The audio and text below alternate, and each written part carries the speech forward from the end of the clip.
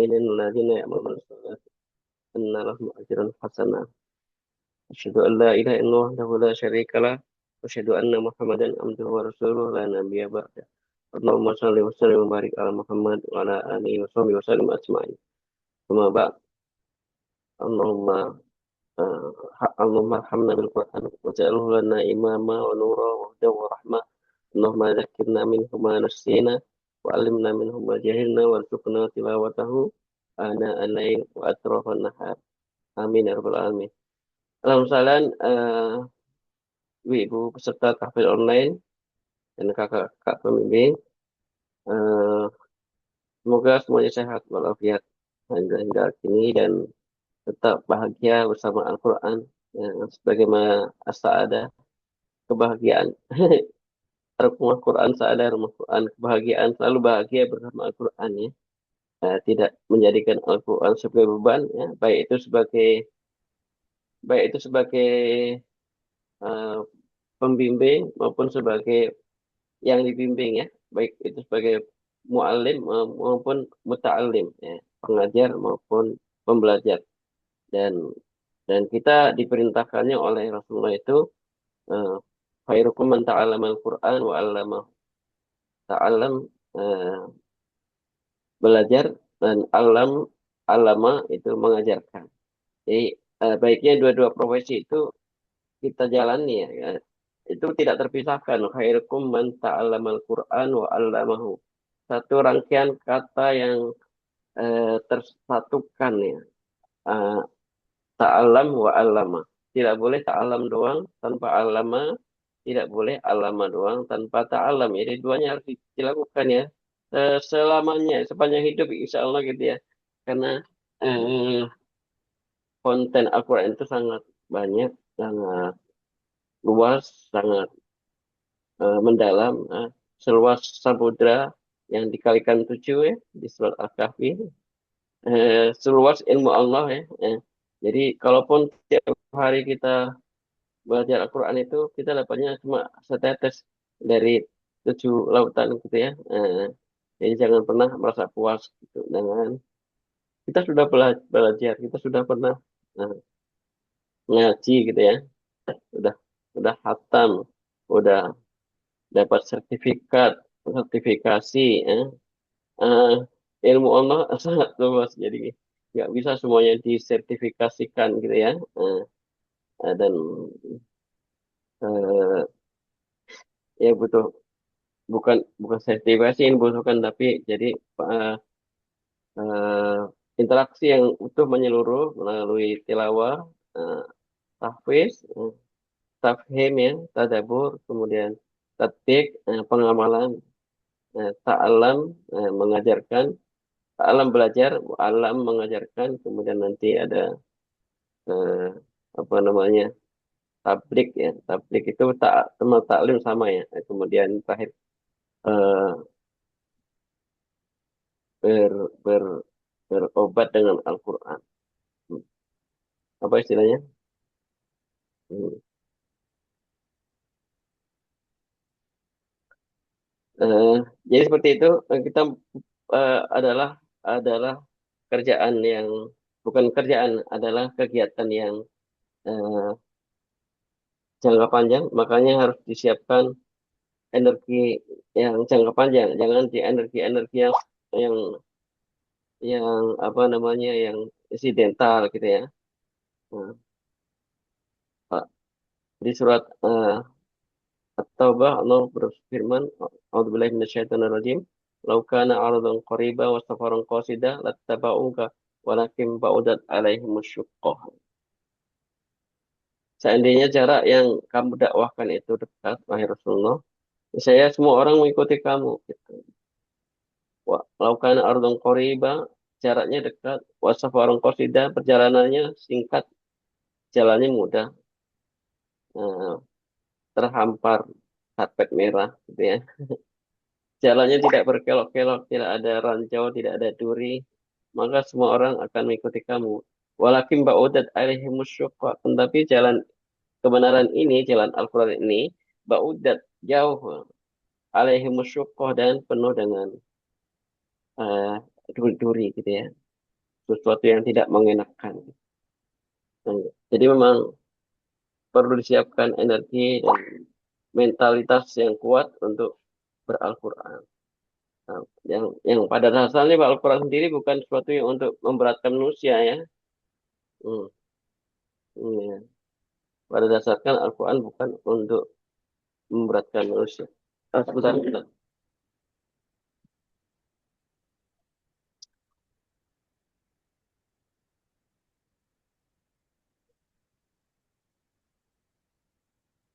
Di surat lain Allah berfirman, Ma anzalna alaikal Qur'ana litashqa. Aku tidak turunkan Al-Quran itu untuk kamu menjadi susah ya. Ma anzalna alaikal Qur'ana litashqa. Allah berfirman, aku tidak turunkan Al-Quran itu untuk menyusahkan kamu. Ya. Akan tetapi Al-Quran itu untuk petunjuk hidup ya. Untuk petunjuk hidup dan justru menyelamatkan kita. Menyelamatkan umat manusia dari ketersesatan di dunia dan kesengsaraan di akhirat. Jadi jangan sampai maksud Allah begitu kemudian kita menerimanya dengan kesusahan ya, merasa merasa disulitkan, merasa direpotkan gitu. Artinya keinginan Allah itu bertepuk sebelah tangan ya. Allah ingin menyelamatkan, tapi kita bisa merasa direpotkan. Tapi ayat itu mengindikasikan juga bahwa manusia banyak yang merasa direpotkan gitu ya dengan Al-Quran, merasa direpotkan. Padahal Al-Quran bukan untuk direpotkan gitu ya. Jadi ketika manusia banyak direpotkan Al-Quran, maka banyak yang kemudian meninggalkan Al-Quran. Banyak yang meninggalkan Al-Quran. Ya Rabbi inna qaumit takhadu hadzal Qur'ana mahjura ya. Wa qala rasulu ya ya qaumi ya Rabbi inna qaumit takhadu hadzal Qur'ana mahjura. Rasulullah berbicara kepada Allah, mengadu, merasakan kesedihan, mengadukan umatnya pada suatu masa, mungkin masa sekarang dan masa-masa yang lalu, masa kapan gitu, yang kemudian umatnya itu meninggalkan Al-Quran. Ittakhadhu hadzal Qur'an mahjura, itu udah sering dibahas ya. Orang ngacangin Al-Quran, menskip menskip agenda-agenda Al-Quran gitu. Men-skip agenda-agenda Al-Quran gitu ya. Men-skip jadwal-jadwal Al-Quran. Itu eh, bisa jadi itu merupakan mahjuro, sikap mahjuro meninggalkan Al-Quran. Ya sebabnya tadi karena merasa terbebani oleh Al-Quran. Padahal wama anzalna alaikal Qur'ana ma anzalkan alaikal Qur'ana litasqa. Aku tidak turunkan Al-Quran kepada manusia itu, kepadamu Muhammad dan umat, umat beriman, litasqa untuk membuat kamu susah gitu. Nah, itu semua untuk petunjuk hidup manusia itu sendiri. Itu kita harus siapkan energi memahami pemahaman hakikat Al-Quran, diturunkannya untuk apa, dan kita eh, menanggapinya dengan positif, dengan bahagia, saadah tadi. Kalau kata Bunda, yafroh, kalau yafroh itu bahagia juga, gitu, bergembira. Yafroh dalam eh, amal soleh ya, yafroh dalam kebaikan, yafroh dalam eh, beral-Quran. Yafroh itu sudah lebih tinggi tingkatannya dari ridho ya, dari ikhlas gitu. Kalau ikhlas bisa jadi tidak bahagia, ikhlas sih ikhlas tapi terpaksa gitu ya. Tapi kalau ya kalau saidah ya, bahagia. Saya menggunakan kata saada karena FGS ya. Eh, itu lebih tinggi tingkatannya dari ikhlas ridho. Kalau ridho bisa jadi dia sebenarnya ngudumel di dalam hati gitu ya. Tapi kalau ya saada itu bahagia. Lebih tinggi nilainya, levelnya daripada sekedar menerima ridho dan bertahan gitu ya. Kalau bertahan itu seolah-olah ini sesuatu yang berat gitu ya, bertahan gitu ya. Tapi kalau yafroh itu menunggu-nunggu gitu ya, menanti-nanti kapan agenda, kapan bersama Al-Quran, kapan bersama Al-Quran gitu ya. Kapan tilawah, kapan murojaah itu sesuatu yang dinanti-nanti. rasanya sehari tanpa tilawah, tanpa murojaah, tanpa ziyadah, udah lama agak murojaah itu sepertinya hampa hidupnya gitu ya. Itu itu yang baik seperti itu ya. Eh, jadi sekarang ini menjelang Ramadan ya, menjelang Ramadan. Ramadan bulan Al-Quran. Harus ada target-target yang ingin kita capai di bulan Ramadan dalam beral-Quran. Kalau biasanya sehari satu juz, ya Ramadan jangan sampai sehari satu juz lagi, gitu. Dua juz. Makanya saya buat dari sekarang itu sehari dua juz ya, grup-grup ya. Bu ST ikut ya. Mudah-mudahan bisa. Bu ST, Bu ST Martini itu yang di Sumbar kan Bu ya? Bukan? Maaf, saya lupa. ST, Mak. Ya Ustaz di Iya, Medan, iya. Sumut. Medan, yang di Medan, ya yang Medan. Sumut ya, Sumut ya. Tak takut takut beda orang, soalnya suka saya salah paham ya, kirain sama orang ternyata beda orang.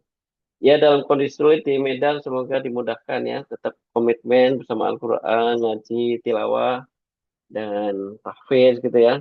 Mudah-mudahan itu menjadi solusi, salah satu solusi yang dalam semua persoalan, termasuk persoalan banjir. Saya kira masih susah kondisinya di sana. eh, Mudah-mudahan minimal kita bisa mendoakan gitu ya.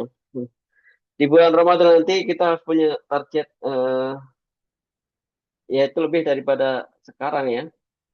Eh, Tilawahnya eh, kalau bisa lebih dari satu juz. Makanya kita buat grup buat juz.